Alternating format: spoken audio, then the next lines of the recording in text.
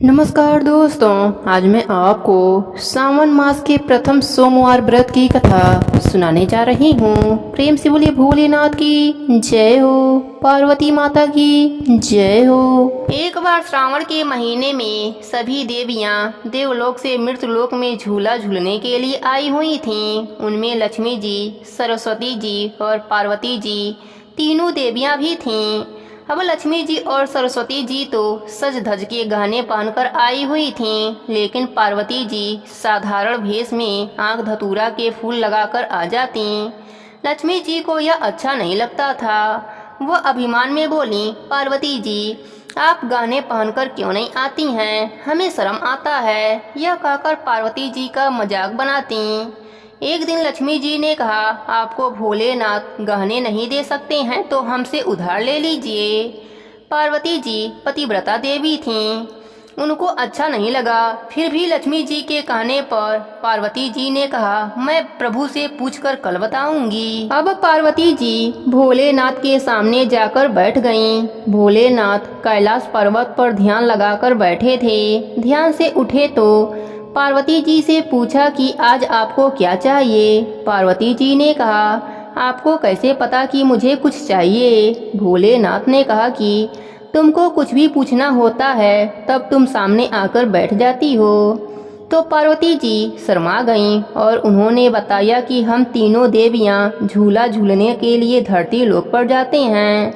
वहाँ पर लक्ष्मी जी हमारा मजाक बनाती हैं कि भगवान आपको गहने क्यों नहीं पहनाते हैं।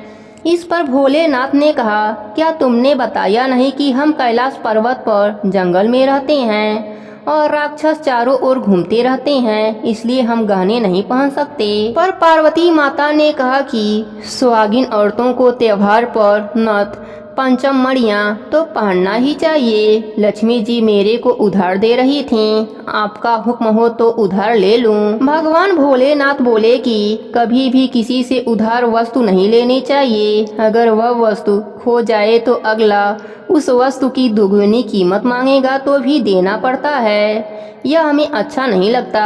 अगर आपका मन जेवर पहनने का है तो हम जैसा कहें वैसा करना। भगवान भोलेनाथ ने अपने सिर से जटा का एक बाल तोड़कर दे दिया कि इसके बराबर सोना लेकर आ जाओ, हम उससे गहना गढ़वा देंगे। पार्वती जी ने सोचा कि इतने से सोने में गहने कहाँ से बनेंगे, लेकिन पार्वती जी पति आज्ञा मानकर दूसरे दिन चली गईं। और आते ही लक्ष्मी जी ने पूछा कि आपके प्रभु ने क्या कहा। इस पर पार्वती जी ने कहा कि प्रभु ने यह बाल दिया है, इस बाल के बराबर सोना चाहिए, उससे गहना बनवा लेंगे। पार्वती जी बात सुनकर हंसी और बोली, इससे क्या गहना बनेगा? लेकिन पार्वती माता ने कहा कि इतना ही तोल कर देना। झूला झूलने के बाद गांव की स्त्रियों से तराजू मंगवाया और उसमें बाल के बराबर सोना तौलने लगी। लक्ष्मी जी ने पूरा जेवर ही उतारकर तराजू में रख दिया, लेकिन बाल भारी रहता और गहने हल्के रहते। लक्ष्मी जी घबरा गईं कि अब क्या करें, पूरे जेवर भी बाल से हल्के हैं, अगर सोना नहीं दिया तो भगवान हमें श्राप दे देंगे। इधर लक्ष्मी जी, सरस्वती जी, पार्वती जी जब अपने लोक में नहीं पहुंची तो तीनों देवों ने आपस में बात करके खोजते खोजते वहां आ गए। वहां जैसे ही लक्ष्मी जी तराजू में बैठने लगीं, विष्णु भगवान ने आकर आवाज लगाया कि हे देवी, हमें छोड़कर शिव जी के पास क्यों जा रही हैं? सोने के साथ आप क्यों तौल रही हैं? अब लक्ष्मी जी आवाज सुनते ही तीनों देवों के तरफ देखा और आंखों में आंसू आ गए और विष्णु भगवान के पांव पकड़कर बोली, हे प्रभु, हमें माफ कर दीजिए, हमें घमंड हो गया था, इसलिए पार्वती जी का मजाक बनाया, अब इस बात से हमें बचाइए। विष्णु भगवान बोले, जिसका मजाक किया उससे ही माफी मांगो। भगवान शिव जी और माता पार्वती दोनों से ही माता लक्ष्मी ने माफी मांगी और कहा कि इसका पश्चाताप कैसे होगा। इस पर भगवान शिव जी बोले, आपने श्रावण के महीने में सोमवार के दिन मजाक उड़ाया है, अब श्रावण के सोमवार का व्रत करो और इन्हीं आंख धतूरों से जितनी मजाक बनाई थी उतना शिव गौरी की पूजा करो। अब लक्ष्मी जी सुबह जल्दी स्नान करके थाली में दूध, चीनी, रोली मोली, चावल, हरी दूबा, आंख धतूरे, फल, बेलपत्र, नारियल, दक्षिणा, चंदन, जनेऊ, सुपारी, घी का दीपक इत्यादि से भगवान विष्णु जी के साथ श्रावण के सोमवार का विशेष पूजा आराधना करने लगी। भगवान भोलेनाथ को पंचामृत से अभिषेक किया, वह आंख धतूरा चढ़ाया और श्रावण के सोमवार का व्रत किया। तब जाकर उनका यह दोष मिटा। हे भोलेनाथ, हे माता पार्वती, जैसे आपने लक्ष्मी माता का श्राप मिटाया वैसे ही सबका दुख दूर करना, धन्य धान देना, सुख संपत्ति देना। प्रेम से बोली भोलेनाथ की जय हो, पार्वती माता की जय हो।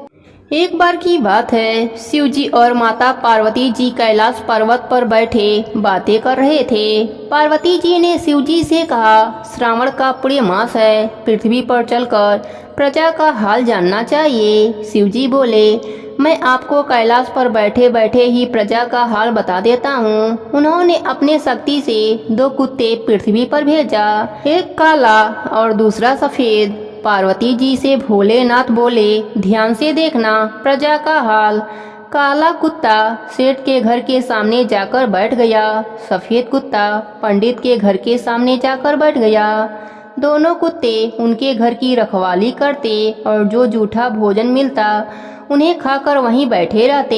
एक दिन दोनों आपस में बातें करते हैं। सफेद कुत्ता कहता है कि तुम्हें भोजन में क्या मिलता है? वह बोला, मुझे तो जूठा भोजन मिलता है, लेकिन सेठ प्रेम से देता है। सफेद कुत्ता बोला, जूठा भोजन मुझे भी मिलता है, पर पंडिताइन तो मुझे प्रेम से देती ही नहीं। पंडित तो मुझे प्रेम से देता है, परंतु पंडिताइन किटकिट करती है। दोनों ने बात की, हम भोजन जूठा करके देखते हैं, फिर पता चलेगा कि कौन कितना प्यार करता है। श्रावण का महीना था। सेठ दुकान से जल्दी घर आ गए। आते ही सेठानी से बोले, मुझे भोजन परोस दो, सूर्यास्त से पहले जिम कर दुकान जाता हूँ। दोस्तों, कहते हैं कि श्रावण के महीने में सूर्यास्त से पहले भोजन कर लेना चाहिए। सेठानी ने भोजन परोस कर रख दिया। सेठ हाथ धोने गए, पीछे से कुत्ते ने भोजन जूठा कर दिया। सेठ ने कहा, सेठानी मेरे लिए दूसरा भोजन परोस दो, यह भोजन इसे ही दे दो ताकि यह भर पेट खा सके। सेठानी ने वह भोजन कुत्ते के सामने रख दिया और सेठ जी के लिए दूसरा भोजन परोसा। सेठ जिम कर अपने दुकान पर चला गया। दूसरी तरफ पंडित ने पंडिताइन से कहा, मुझे भोजन परोस दो। पंडिताइन ने भोजन परोस दी और लाकर पंडित के सामने रख दिया। पंडित जी तो हाथ धोने लगे, पीछे से कुत्ते ने भोजन जूठा कर दिया। पंडिताइन गुस्से में बोली, इस कुत्ते ने सारा भोजन जूठा कर दिया। पंडित ने कहा, यह भोजन इसे ही दे दो, मेरे लिए घर में जो भी हो लेकर आओ। पंडिताइन ने गुस्से में आकर कुत्ते को डंडे से मारा, उसकी कमर तोड़ दिया। बेचारा दर्द से कराहता हुआ बाहर आकर बैठ गया। उसे भोजन भी नहीं मिला। वह भोजन पंडिताइन ने दूसरे कुत्ते के आगे डाल दिया। दोनों कुत्ते जब मिले तो काला कुत्ता ने पूछा, तुम क्यों करा रहे हो? तो वह बोला, पहले भोजन जूठा किया इसलिए मेरी कमर तोड़ दिया और भोजन भी नहीं दिया।